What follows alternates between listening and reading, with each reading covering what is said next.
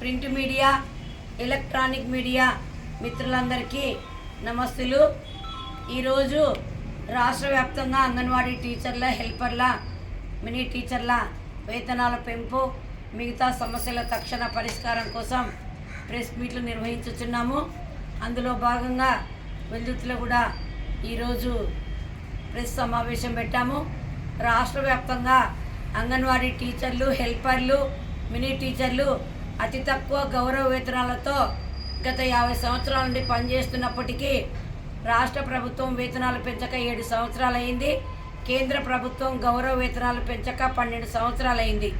12 సంవత్సరాల నుండి అనేకమైన సార్లన్నీ మరి నిత్యావసర సరుకుల ధరలు, జిఎస్టీలు, గ్యాసు, పెట్రోల్, డీజిల్ ధరలు విపరీతంగా పెరిగిపోతున్న సందర్భంలో మా గౌరవ వేతనాలు పెరగకుండా కనీస వేతన చట్ట పరిధిలో మమ్మల్ని అందరినీ కేంద్ర రాష్ట్ర ప్రభుత్వాలు తీసుకొని రాకుండా అతి తక్కువ గౌరవ వేతనాలతో కేంద్ర రాష్ట్ర ప్రభుత్వాల పనులన్నిటిని కూడా సజావుగా చేస్తున్నాము.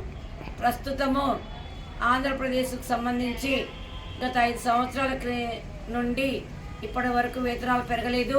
ఈ కూటమి గవర్నమెంట్ వచ్చి కూడా 2 సంవత్సరాలు అవుతున్నప్పటికి కూడా ఎలాంటి గౌరవ వేతనాల పెంపు, మిగతా గ్రాడ్యుయేటీ, సంక్షేమ పథకాలు, వేసవి సెలవులు ఈ 4 ప్రధానమైన డిమాండ్స్ను పరిష్కరించాలని శాఖ మంత్రివర్యులకు, ముఖ్యమంత్రి వర్యులకు పరోక్షంగా మెయిల్స్ రూపంలో మరి ప్రింట్ మీడియా, ఎలక్ట్రానిక్ మీడియా ద్వారా సమాచారం ఇస్తున్నప్పటికీ మరి ఈ ప్రభుత్వం మా సమస్యలు పరిష్కరించడంలో విఫలమైంది.